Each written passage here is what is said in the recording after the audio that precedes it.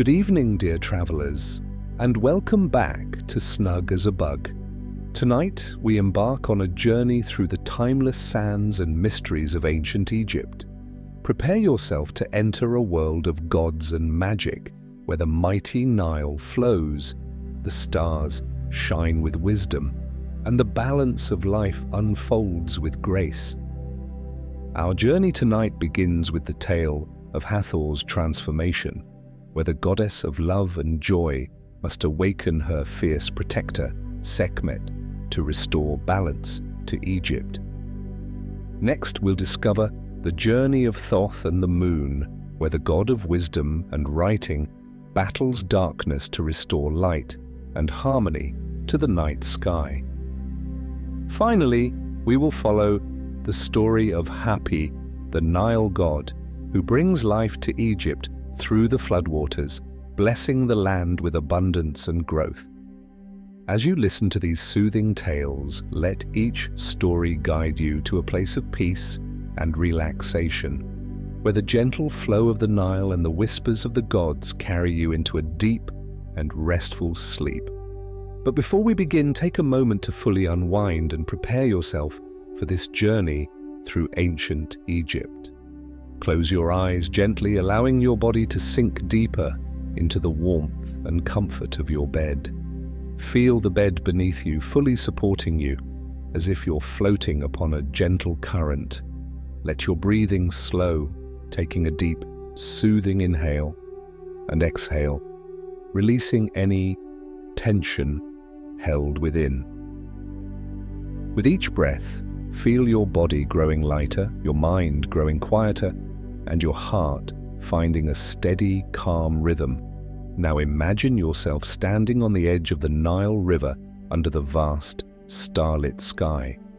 The air is cool and still, carrying the faint scent of lotus flowers and fresh water.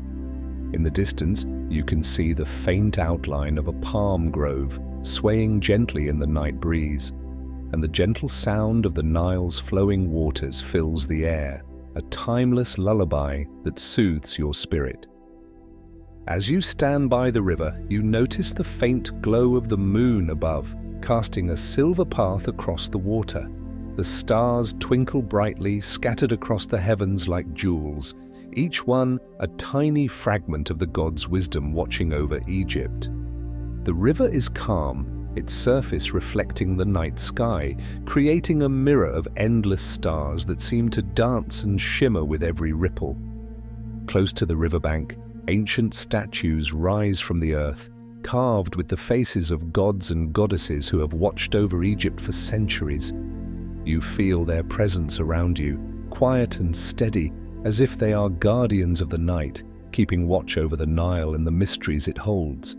With each breath, allow yourself to sink deeper into this peaceful setting. Feel the coolness of the night air, the stillness of the landscape, and the sense of reverence that fills the air.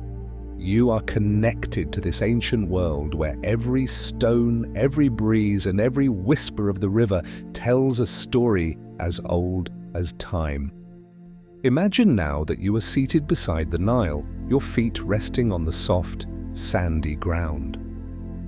The world around you is quiet, save for the gentle lapping of the water against the shore. As you gaze at the moonlit river, you feel a subtle pull, a gentle invitation to journey into the heart of ancient Egypt, where the gods walk among the stars and the river carries the secrets of life and creation. Let the cool breeze caress your skin, soothing you, drawing you deeper into relaxation, deeper into peace. Feel the calm of the Nile flow through you, as steady and eternal as the river itself. Allow this ancient world to cradle you, its wisdom filling your heart with peace. You are ready now, dear traveler, to explore the tales of Hathor, Thoth, and Hapi, and the wonders of Egypt. Let go and let the stories carry you into the mysteries of the Nile, where the gods dwell and the magic of the river flows eternal. Drift into stillness, into dreams, and into the heart of ancient Egypt.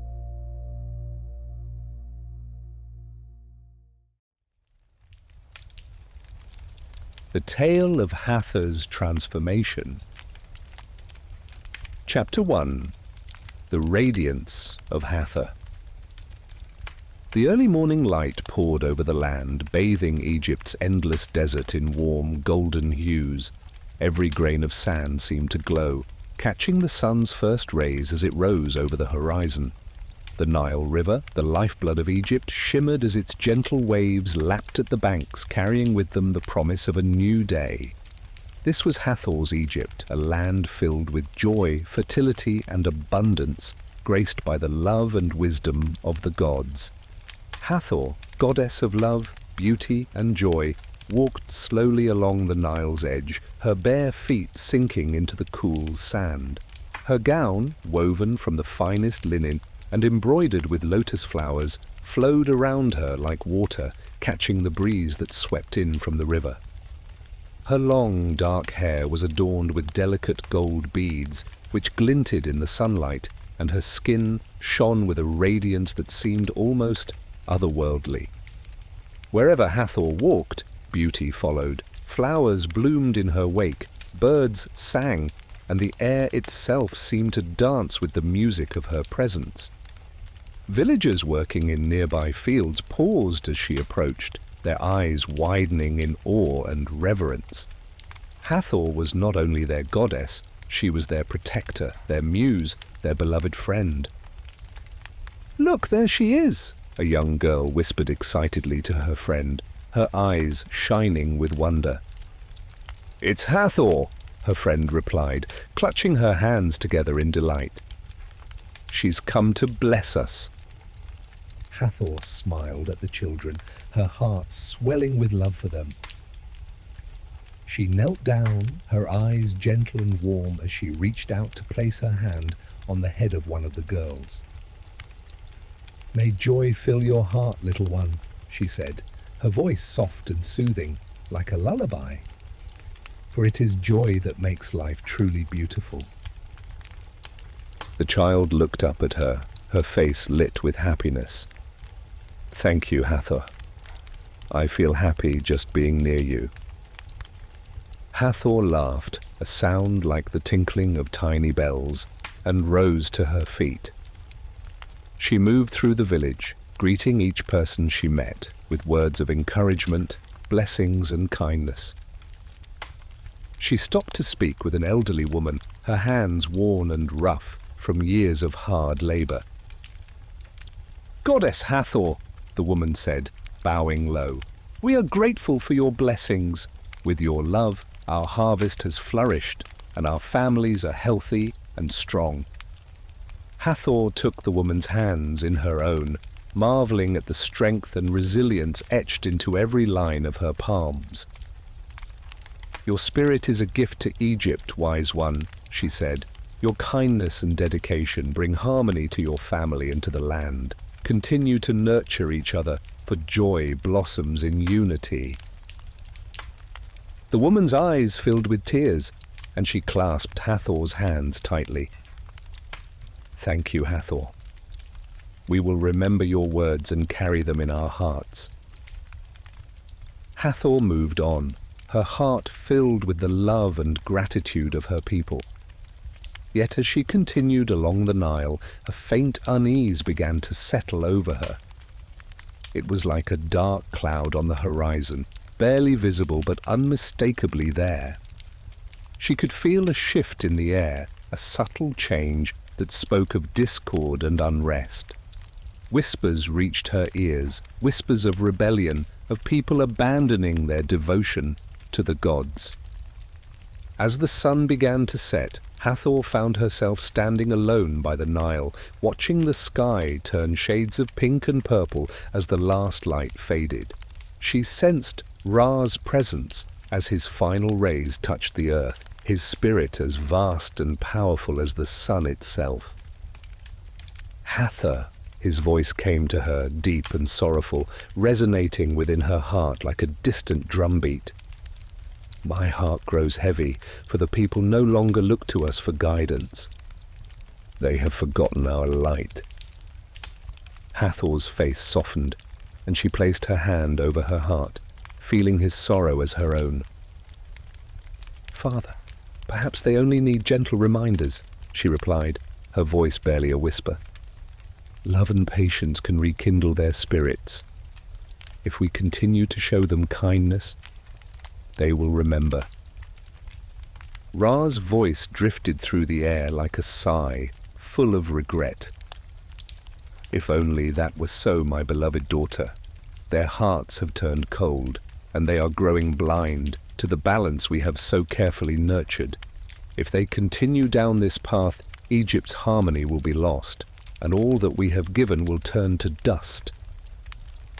Hathor gazed at her reflection in the Nile's calm waters, her heart aching with his words. She could feel the weight of his sorrow pressing down on her, like a heavy stone on her chest.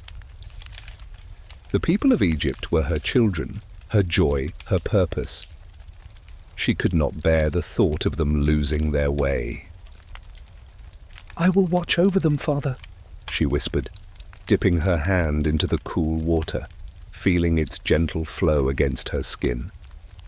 And I will do what must be done to restore balance, for their sake, and for yours. As the sun disappeared below the horizon, Hathor stood alone in the gathering darkness, her heart filled with a quiet determination. She would find a way to help her people remember, to guide them back to the path of light and love. But deep within her, a faint flicker of something else stirred, a shadow, a distant memory of a power she had long kept hidden, a part of herself that was fierce, unyielding, and terrifying in its strength. She shuddered, pushing the thought away, but the shadow lingered, waiting. Chapter 2. Whispers of Dissent. Days turned into weeks, and Hathor travelled tirelessly through the villages of Egypt, offering blessings, sharing wisdom, and reminding the people of the gods' love and protection. Yet no matter how many smiles she brought or how many hearts she touched, the unease within her grew. She sensed it in the way people spoke to her, in the glances they exchanged when they thought she wasn't looking, in the hesitant bows that seemed more out of habit than devotion. One afternoon, as she rested in the shade of a fig tree, Hathor overheard two farmers arguing nearby. Their voices were low, but the anger in their words was unmistakable. Do you really think the gods care about us anymore? One of them muttered, his tone bitter and resentful. They sit in their temples, untouched by hunger, sickness, or toil. They have no idea what it's like to be us. The other farmer glanced around nervously, casting a quick look in Hathor's direction. Watch your words, he whispered. Hathor might hear you. The first farmer scoffed, crossing his arms defiantly. Let her hear! What difference does it make? The gods have abandoned us. We're on our own now. Hathor felt a pang in her heart, like a knife twisting deep within her. She had always believed in the goodness of humanity, in their ability to love and honor the divine.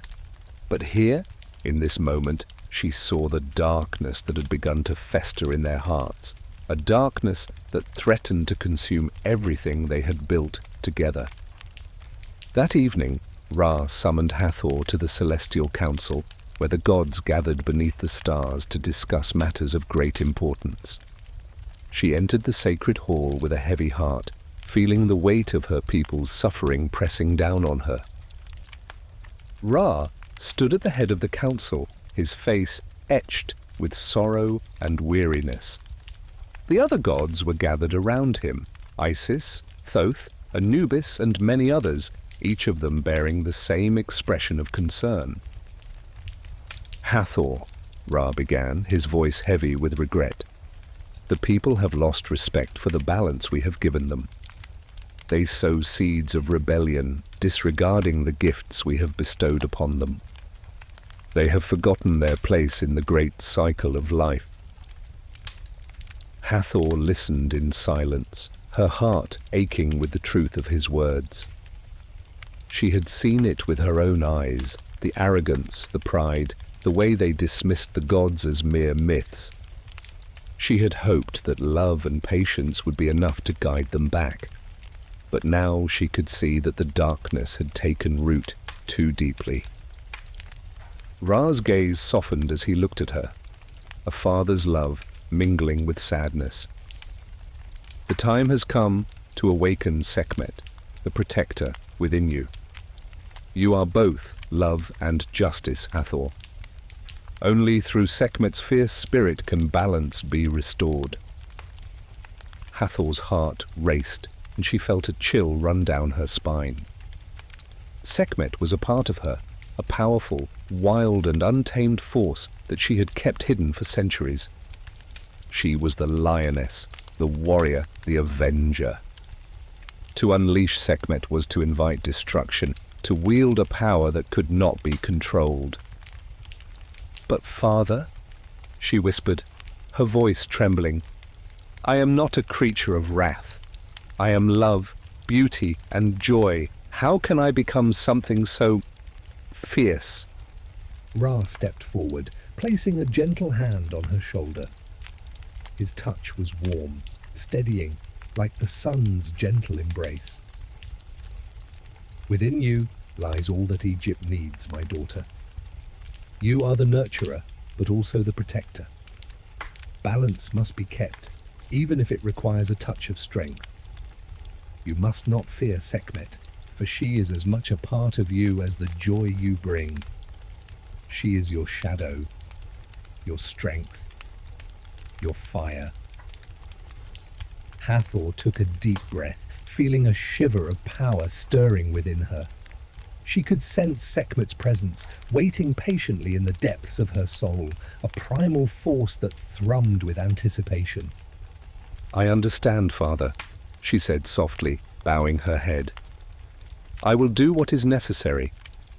For the sake of Egypt, I will become Sekhmet." As she left the council, Hathor's heart was heavy with the weight of what lay ahead. She knew that once she unleashed Sekhmet, there would be no turning back. Chapter 3. The Summoning of Sekhmet. The sky was still dark when Hathor stood by the banks of the Nile, her gaze fixed on the distant horizon where the first light of dawn was beginning to show. Her heart felt heavy as she thought of the task ahead, of the fierce power she was about to unleash. The air was thick with silence, as if even the world itself held its breath in anticipation. Hathor closed her eyes, feeling the coolness of the river's gentle waves as they lapped at her feet. She took a deep breath, her mind reaching inward, searching for the place within her soul where Sekhmet resided. A part of herself she had never allowed to fully awaken. A part that was both terrifying and necessary. "Sekhmet," she whispered, her voice trembling as she called upon the fierce lioness within her. "Protector of the innocent, goddess of justice, awaken." As the words left her lips, Hathor felt a surge of heat rushing through her veins, powerful and wild, like a fire that had been waiting to ignite. Her body began to change, her soft features sharpening into something more angular, more primal. Her eyes, once gentle and filled with love, took on a fierce, golden glow that burned with an intensity she had never known before. Her hair, dark and flowing, transformed into a wild mane that shone like molten gold, and her hands became claws, sharp and deadly, glistening like steel in the first light of dawn. She was no longer Hathor, the gentle goddess of love and joy. She was Sekhmet, the lioness of Ra, the embodiment of wrath and justice. She looked down at her reflection in the Nile, hardly recognizing the fierce visage that stared back at her. Her once soft gaze was now a smoldering glare, her body exuding power and strength. She felt every fiber of her being alive with a new energy, a ferocity that made her heart race with exhilaration. "People of Egypt," she murmured, her voice now deep and resonant, echoing across the land. "I am Sekhmet, the lioness of Ra. Those who have forgotten respect and balance beware. Justice has come, and it does not falter." With each word, her voice grew stronger, more commanding, and she could feel the ancient power of Sekhmet rising within her, a force that demanded retribution.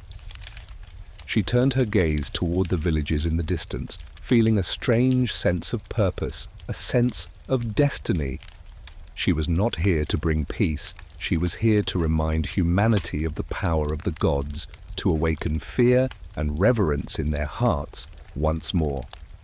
As she began her journey, each step she took seemed to reverberate through the earth, leaving an imprint that would not be easily erased. The animals of the land sensed her presence, and even the bravest lions and jackals slunk away, cowering in the shadows as she passed.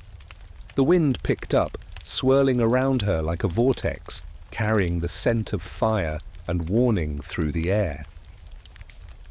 In the first village she approached, the people gathered in the square, curious yet unaware of the danger that approached. But as Sekhmet strode into their midst, her golden eyes blazing, silence fell over the crowd. The men and women who had once greeted Hathor with joy now trembled, falling to their knees as her gaze swept over them like a storm. An old man at the front of the crowd dared to raise his eyes, and as his gaze met Sekhmet's, he felt the full weight of her power. What do you want from us?" he stammered, his voice shaking as he clutched his walking stick. Sekhmet stepped closer, her eyes narrowing as she looked down at him. "The gods have been forgotten," she said, her voice low and fierce. "The balance we have given has been cast aside. I am here to restore what has been lost." The man trembled, his grip tightening on his stick. We didn't mean to forsake you. It was only that. Times have been hard, and we thought perhaps the gods had abandoned us." Sekhmet's gaze softened, but only for a moment. "The gods have never abandoned you," she replied. "It is you who have turned away, but fear not. I am here to remind you of your place." Without another word, she raised her clawed hand, and the crowd gasped as a beam of golden light shot forth, illuminating the square.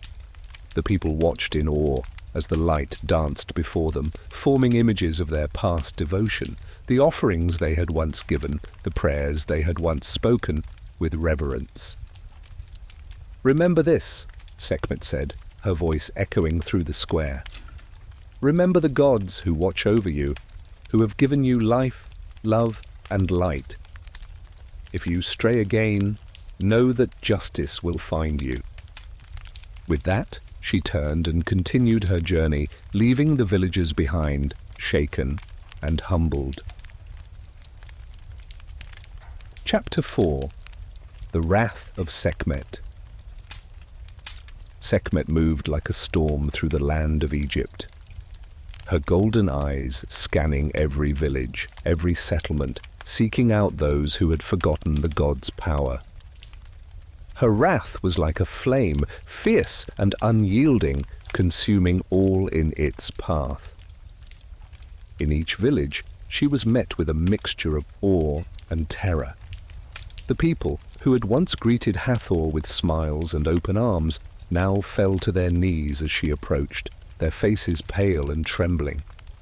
They could feel the power radiating from her, an energy that seemed to vibrate in the very air around them, heavy and suffocating. One evening, as the sun began to set, Sekhmet approached a village where a group of men had gathered around a fire, laughing and boasting about their strength. They spoke of the gods with disdain, mocking their supposed power and laughing at the thought of divine retribution.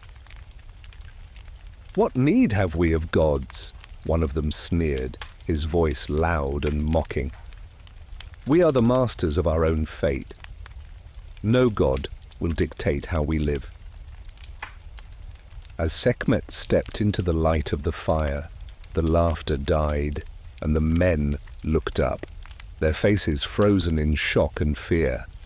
Her eyes burned with an intensity that made their hearts pound, and the air grew thick with an oppressive silence. "So," she said, her voice soft yet deadly, "you believe yourselves to be above the gods?"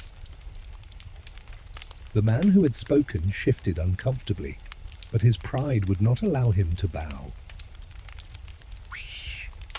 "We have our own strength," he stammered, trying to hold her gaze but failing.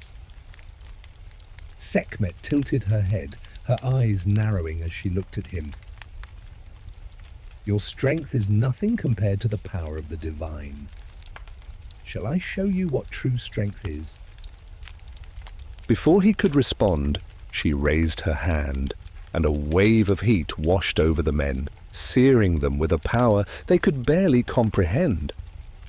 They fell to the ground, gasping, their pride shattered as they felt the weight of Sekhmet's wrath. "Remember this," she said, her voice low and filled with menace. "The gods do not ask for your worship out of vanity. They protect you, guide you, and grant you the gifts of life and abundance. If you forget this, you will face consequences far greater than you can imagine." As she turned to leave, the men lay on the ground, humbled and trembling, their bravado replaced by a deep, abiding fear. Sekhmet's fury had left its mark, a reminder of the power that lay within the gods. Yet, as she moved from village to village, her thirst for justice grew stronger, more insatiable. The fire within her burned brighter with each act of retribution, and soon she found herself unable to distinguish between the guilty and the innocent. The darkness within her, once a tool for justice, had become a force of destruction. Her footsteps left scorched earth in their wake, and even the bravest warriors trembled at her approach. She had become a creature of pure vengeance, her heart consumed by the very wrath she had once wielded with purpose. Chapter 5. The River of Blood.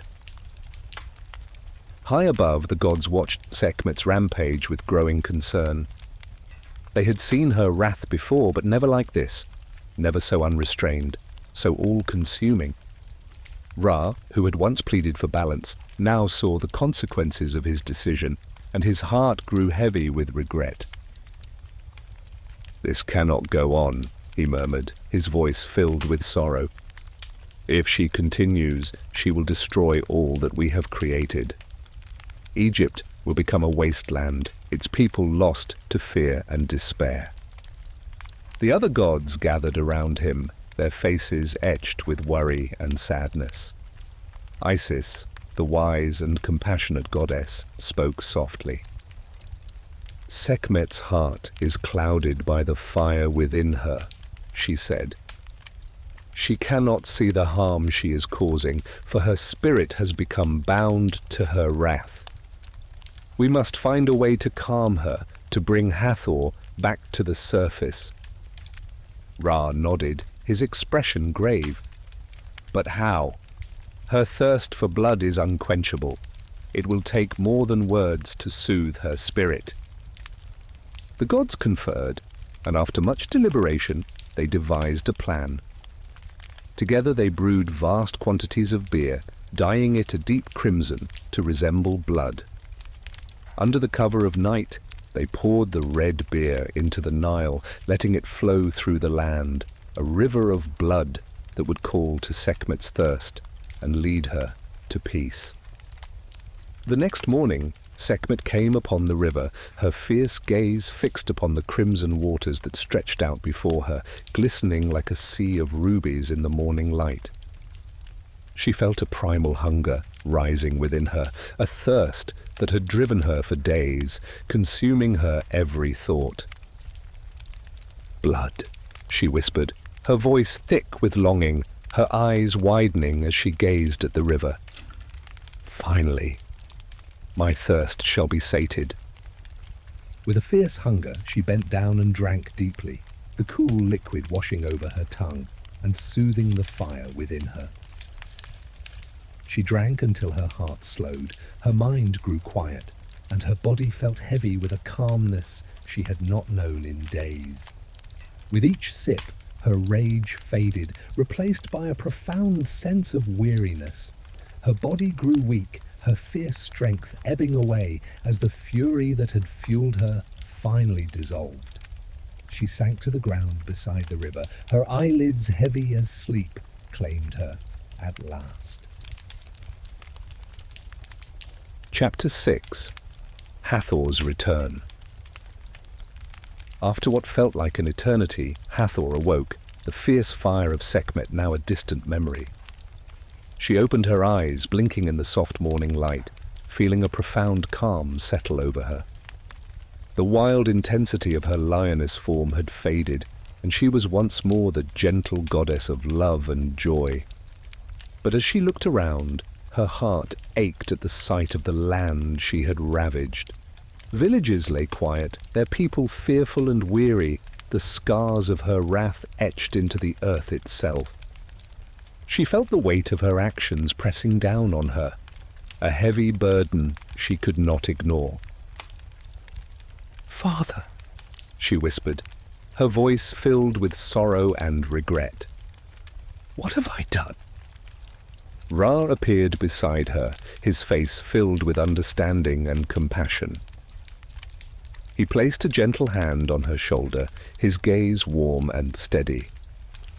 "You have seen the power of Sekhmet, my daughter," he said softly. "She is a part of you, as much as the joy and love you bring. With her strength comes a responsibility, a balance that must be kept both within yourself and in the world." Hathor looked down at her hands, her heart filled with a mix of relief and sorrow. She knew now that she could not deny Sekhmet's presence within her, that she was both the gentle goddess of love and the fierce protector of justice. She would carry both sides within her, a balance that would guide her path.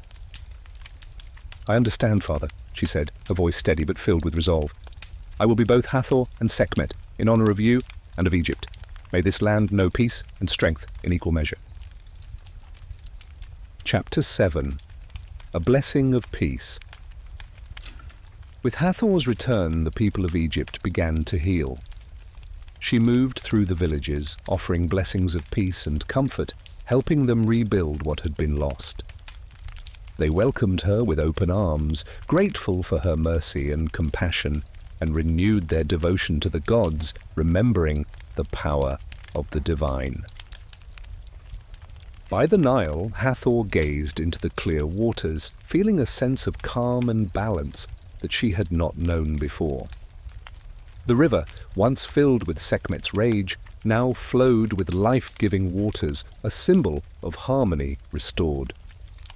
As she looked up, Hathor noticed the moon's light flickering, casting long shadows over the land. She sensed a presence beyond the stars, a quiet, knowing energy that drifted through the heavens. Chapter 8. The Night, Sky's Call. As the stars glistened above, Hathor felt the gentle call of Thoth, the god of wisdom, whose watchful gaze had long been cast upon the heavens. "Thoth," she murmured, feeling a deep sense of reverence. "What balance do you seek, dear friend?" With a final glance at the sky, Hathor turned, her heart filled with both strength and gentleness, leaving the door open for the next adventure.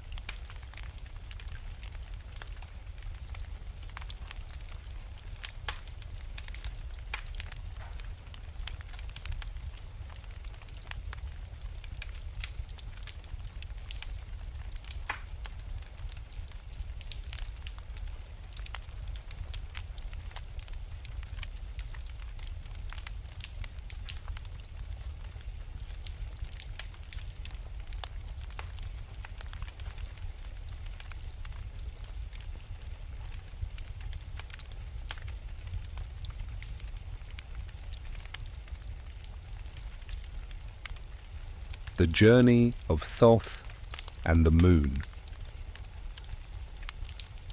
Chapter 1. The Flickering Light of the Moon. In the dark expanse of the night sky, a silver moon hung, its soft light casting a serene glow over Egypt. It was a night of quiet beauty, the world bathed in moonlight that danced upon the Nile and filled the sands with a mysterious, silvery hue. But as the villagers looked up, they noticed something unusual, a faint, almost imperceptible flicker in the moon's light, as if a shadow had fallen across its face. The people murmured among themselves, their eyes filled with a quiet unease. They watched as the moon continued to waver, its light dimming and brightening with an irregular rhythm, like a heartbeat struggling to keep pace.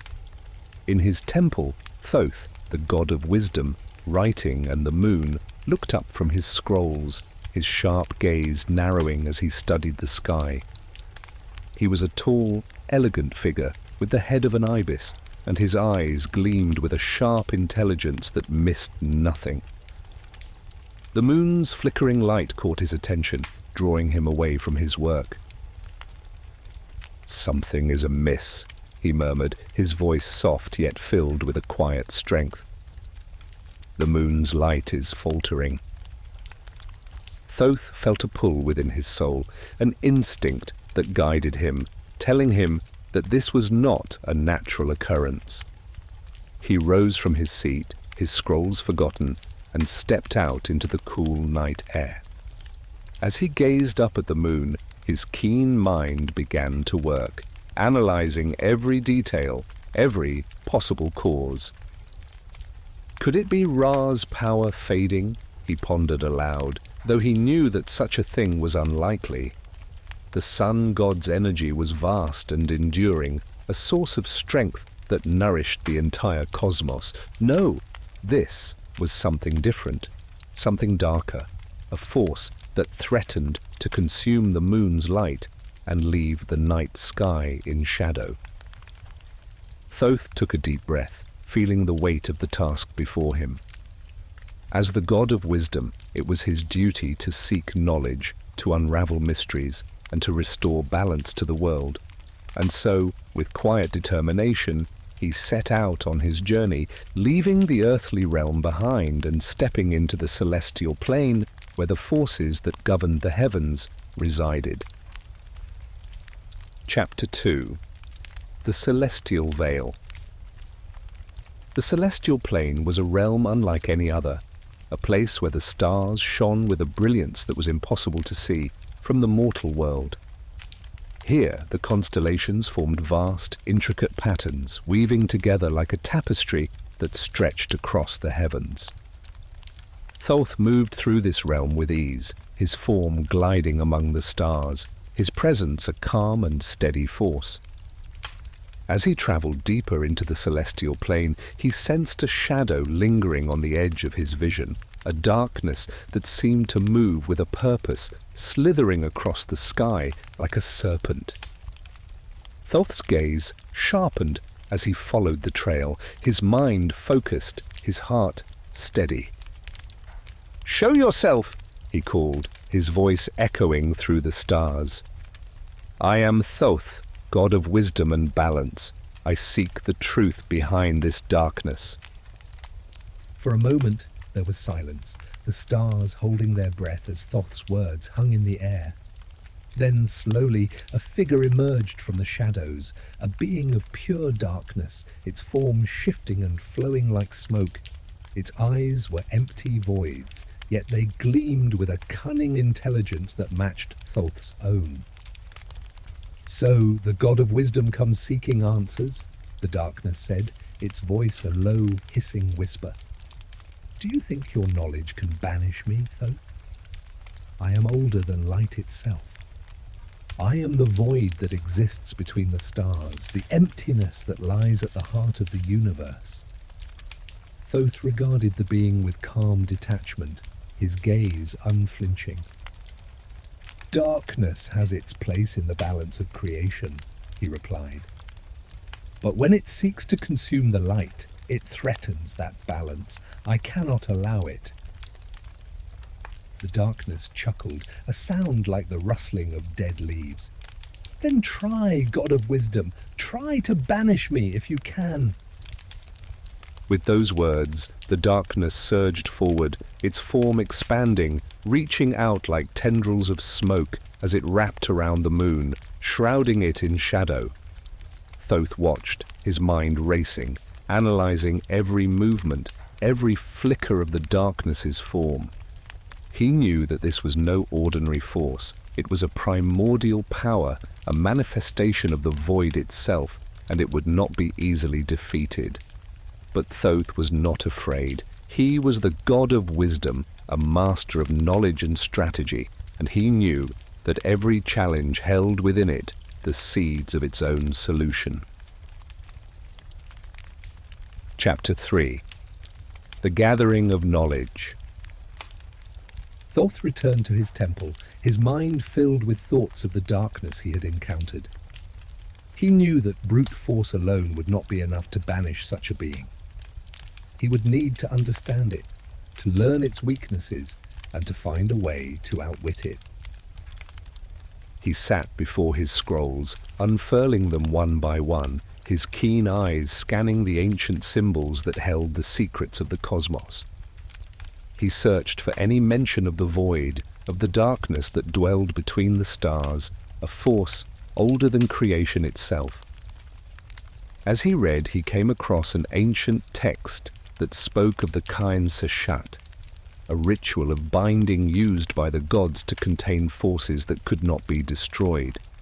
The ritual required an offering of pure light, a sacrifice that would draw the darkness into a containment, trapping it and preventing it from spreading. Thoth's mind raced as he considered the possibilities. He knew that such a ritual would require a vast amount of energy, a force strong enough to counter the darkness's influence. He would need to gather the essence of the stars themselves, to weave their light into a net that could hold the void. But he could not perform such a task alone. He would need allies, beings of light, who could lend their power to his cause, to create a force strong enough to restore balance to the heavens. With this plan in mind, Thoth set out once more, seeking the stars who held dominion over light, and who would be willing to aid him in his quest. Chapter 4. The Stars of Light. Thoth travelled to the far reaches of the celestial plane, where the stars gathered in clusters, their light shining with a brilliance that was almost blinding. He approached the star goddess Seshat, who governed the constellations, her presence a radiant force that filled the heavens with warmth. "Seshat," he called, his voice respectful, yet filled with urgency. "I come seeking your aid. The darkness has begun to consume the light of the moon, and without intervention it will spread across the heavens, plunging the world into eternal night." Seshat turned to him, her eyes like twin suns, her expression calm and knowing. "Thoth, wise one," she said, her voice a melody that echoed through the stars. "I have sensed the shadow's presence, but I did not know it had grown so bold." "It is a force older than creation," Thoth explained. "It seeks to consume the moon's light, to feed upon it until there is nothing left but darkness. I have devised a plan to contain it, but I will need the light of the stars to weave a net strong enough to bind it." Seshat considered his words, her gaze thoughtful. She knew the risks involved, for the stars' light was precious, a source of life and warmth that could not be given lightly. But she also understood the importance of balance, the need to protect the harmony that held the cosmos together. "Very well, Thoth," she said, her voice soft yet filled with resolve. "I will lend you the light of my stars. Together, we shall create a force that will banish the darkness and restore the moon's light." With Seshat's blessing, Thoth began to gather the light of the stars, weaving it into a net of pure energy. the stars themselves joined in, their light intertwining with his own power, forming a web that shimmered like the surface of a still pond, reflecting the brilliance of 1,000 suns. As he worked, Thoth felt a deep sense of purpose, a clarity that filled his mind and strengthened his resolve.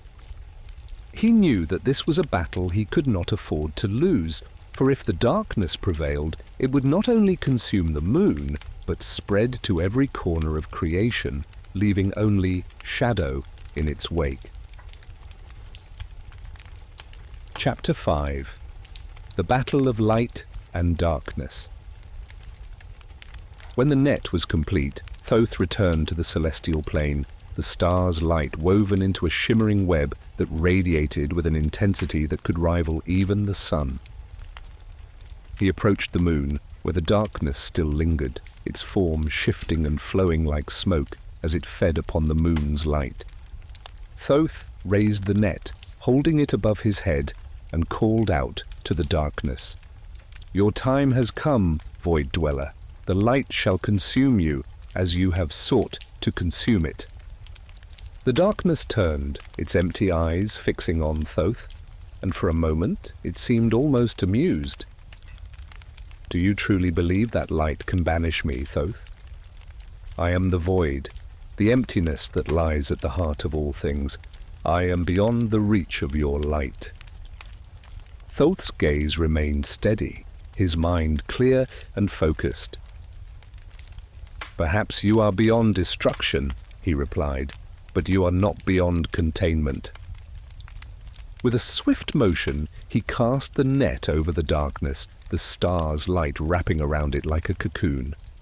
The darkness writhed and twisted, its form shifting as it tried to escape, but the net held firm, its light binding the void, trapping it within a cage of pure energy.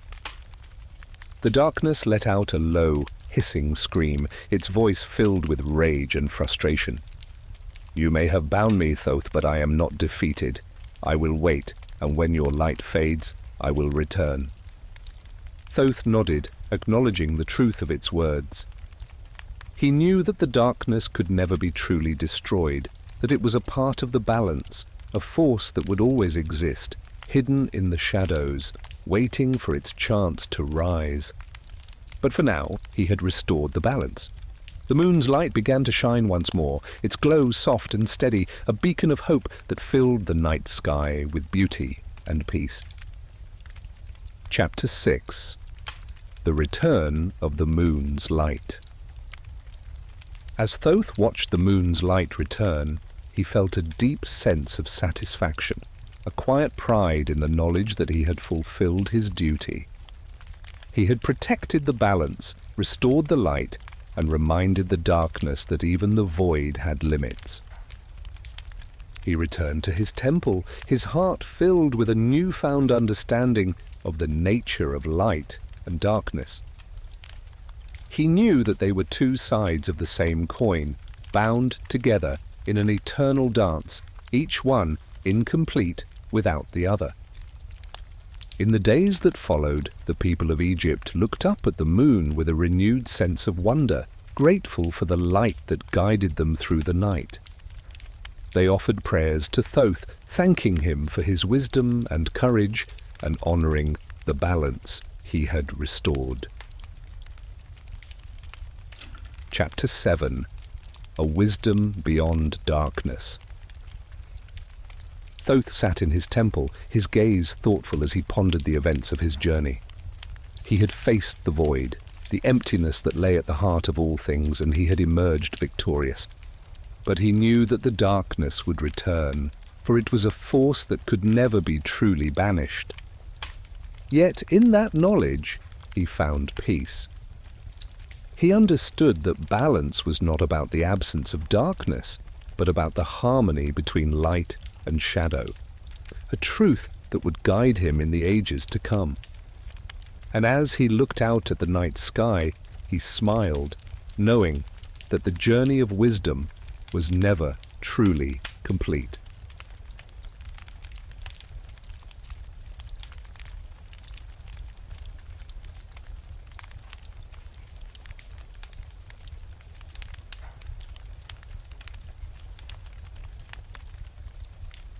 The story of Hapi, the Nile god.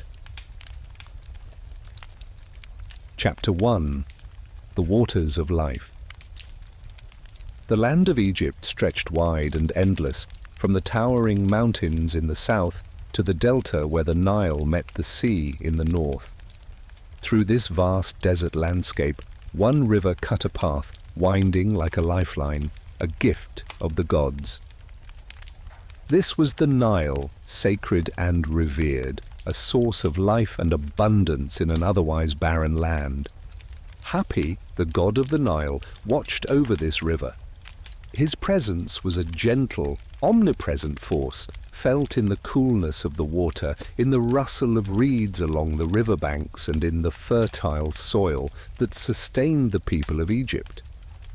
Unlike many gods who took on fierce or intimidating forms, Hapi was known for his calm demeanor and nurturing spirit. His form was abundant, reflecting the generosity of the river itself. He was often depicted with a rounded belly and ample chest, symbolizing the fertility he bestowed upon the land. One warm evening, as the sun sank low over the horizon, Hapi emerged from the depths of the Nile, his form shimmering in the fading light. He took a deep breath, his gaze traveling over the river's surface as it reflected the colors of the sunset. Every year, Hapi performed a sacred duty, a ritual as old as Egypt itself. He would bring the floodwaters to the land, blessing the people with the life-giving essence of the Nile. Hapi's eyes softened as he thought of the people who depended on his gift, the farmers who waited eagerly for the waters to rise, for the silt to nourish their crops, for the soil to yield its bounty. He had watched over them for centuries, guiding the river's flow, ensuring that each year the waters brought enough abundance to sustain Egypt. As he looked upon the land, a quiet pride filled his heart. The Nile was more than just a river. It was a lifeline, a connection between the gods and mortals, a symbol of growth, harmony, and renewal. Yet as he prepared to begin the sacred task, Hapi felt a strange tremor within the river's depths. It was faint, barely noticeable, but he sensed an imbalance, a disturbance in the currents that had never been there before. His brow furrowed as he reached out with his senses, searching for the source of the disruption. "What could this be?" he murmured, his voice soft yet filled with concern. "The Nile has always flowed with purpose, with balance. Why now do I feel its harmony wavering?" Determined to uncover the cause of this disturbance, Hapi began his journey along the length of the river, seeking answers hidden within the water's depths. Chapter 2. The Sorrow of the Land. As Hapi traveled up the Nile, he observed the land with a careful eye. The villages along the riverbank were bustling with life. People gathered to collect water, wash their clothes, and tend to their livestock. Yet, there was a subtle change in the air, a tension, a sense of worry that rippled through the villages like an unseen current. He approached a small village where farmers stood along the shore, their faces lined with concern as they gazed at the water. Their voices were low, filled with worry as they spoke of the drought that had plagued the land in recent months, of the fields that had begun to dry and wither under the relentless sun. "We've had no rain for months," an elder murmured, his voice hoarse. "The soil grows harder by the day, and our crops struggle to survive. Without the floodwaters, we'll have no harvest this year." Hapi listened to their words, his heart heavy with the weight of their sorrow. He could feel the dry, cracked earth beneath his feet, the land's thirst for the nourishing waters of the Nile. The drought had taken its toll, leaving the people fearful and uncertain, clinging to the hope that the floodwaters would return and restore the balance they so desperately needed. The god of the Nile stepped closer, his form unseen by mortal eyes yet present in the air that stirred around them. He reached out, feeling the parched soil beneath his hands, sensing the longing of the land for the life-giving waters he could provide. "I am here," he whispered softly, his voice a gentle murmur that brushed against their ears like a breeze. "I will bring the flood. I will renew the land." But even as he spoke the words, he could feel the disturbance within the river growing stronger, an imbalance that resisted his power, pushing back against his attempts to restore harmony. There was something deeper at work here, a force that threatened to disrupt the sacred cycle of life and growth that he had guarded for centuries. Determined to understand this threat, Hapi continued his journey along the Nile, seeking the source of the imbalance that had shaken the land's foundation. Chapter 3. The Guardians of the Nile. As Hapi moved farther along the river, he called upon the creatures of the Nile to aid him in his quest. The fish and the birds, the crocodiles and the hippos, all were his allies, guardians of the river, who knew its depths and currents better than anyone. He spoke to them in the language of the river, a language older than words, one that resonated in the hearts of all who called the Nile their home.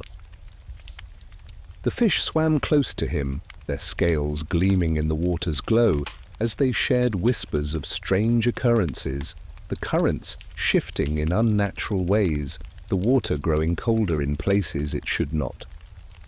The birds circled above, their sharp eyes scanning the riverbank, watching for signs of anything unusual.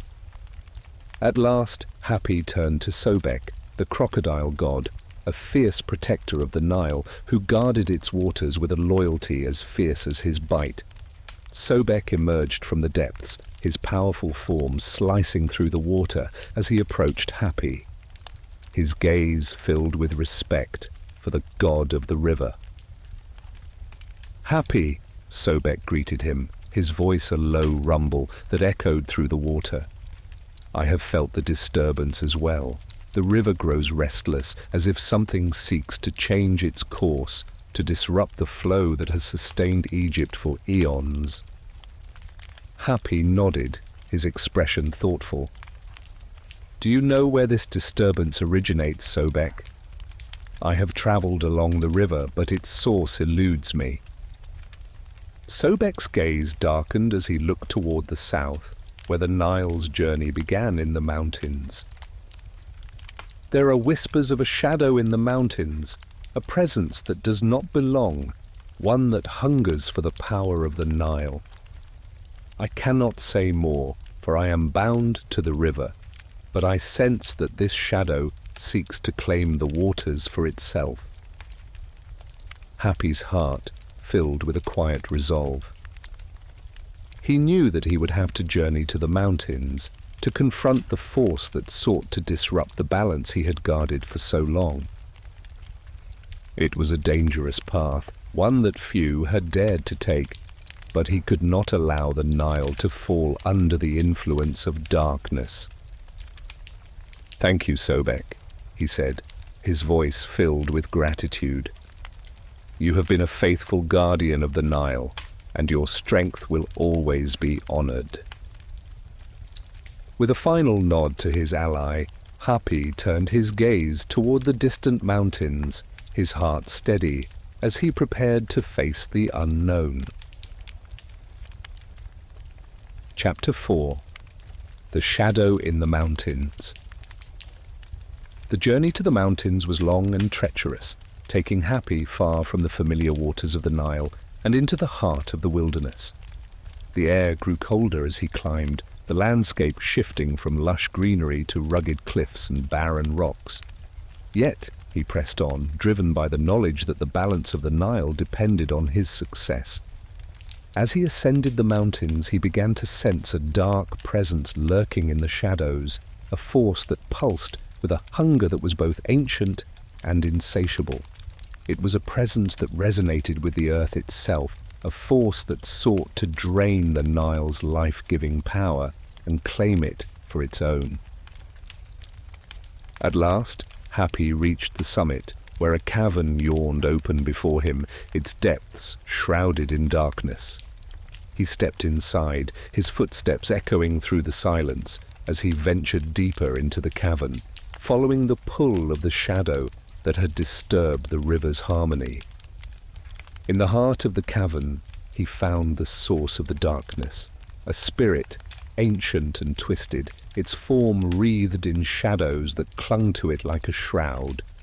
It turned to face him, its eyes gleaming with a cold, hungry light. "So," it hissed, its voice a whisper of wind against stone, "the god of the Nile comes seeking answers." Hapi regarded the spirit with calm detachment, his gaze unflinching. "You have disrupted the balance of the Nile," he said, his voice steady and unwavering. "Why?" The spirit laughed, a sound that echoed through the cavern like the scrape of metal against stone. "I am the spirit of drought, the shadow that lies within the earth. I have existed since the beginning of time, waiting for my moment to rise. The Nile's waters have kept me at bay, but now I seek to drain its power, to claim it for myself." Hapi's heart filled with a quiet anger, his gaze sharpening as he met the spirit's gaze. "The Nile is a gift to Egypt, a source of life and abundance. I will not allow you to destroy it." The spirit smirked, its form shifting as it drew closer, its voice filled with mocking amusement. "You are but one god, Hapi. How do you intend to stop me?" Hapi's jaw tightened, his hands clenching at his sides. He knew that the spirit was powerful, an ancient force that had waited for centuries to strike. But he also knew that he was the Nile's guardian, bound to protect its waters with every fiber of his being. "I do not need to defeat you," he replied, his voice filled with quiet resolve. "I only need to restore the balance." Chapter 5. The Flood of Life. With a deep breath, Hapi called upon the essence of the Nile, feeling its power surge within him like a river flowing through his veins. He reached out, connecting with the water that flowed through Egypt, the life-giving force that had sustained the land for centuries. The spirit of drought hissed, its form writhing as Hapi's power surged around it, surrounding it in a barrier of pure, unyielding energy. "You cannot stop me," the spirit spat, its voice filled with desperation. "I am drought, the shadow within the earth. I am eternal." But Hapi's gaze remained steady, his heart filled with the quiet strength of the river. The Nile is eternal as well, and its waters will always flow. With a final surge of power, he summoned the flood, the life-giving waters of the Nile rising to meet him, filling the cavern with a blinding light. The spirit screamed, its form dissolving as the flood washed over it, the shadow banished by the river's embrace. The cavern fell silent, the spirit's presence gone, its darkness replaced by the gentle flow of water that filled the air with the scent of life. Chapter 6. The Return of Balance.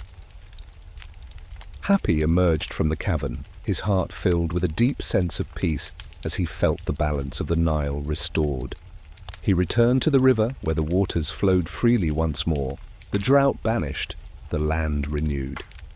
As he walked along the riverbank, he saw the people of Egypt gathering to celebrate the flood, their faces filled with joy and gratitude as they offered prayers and thanks to the god of the Nile. He smiled, his heart filled with love for the people he had protected, knowing that he had fulfilled his duty, that he had ensured the Nile's gift would continue to bless Egypt for generations to come. Chapter 7. a blessing of abundance. The floodwaters rose, filling the fields with life, renewing the land, bringing abundance to the people who depended on the Nile. Hapi watched over them, his presence felt in every drop of water, every blade of grass, every heart that beat with gratitude for the river's gift. And as the sun set over the Nile, he knew that his journey had come full circle, that the balance of the river had been restored, and that Egypt would flourish once more.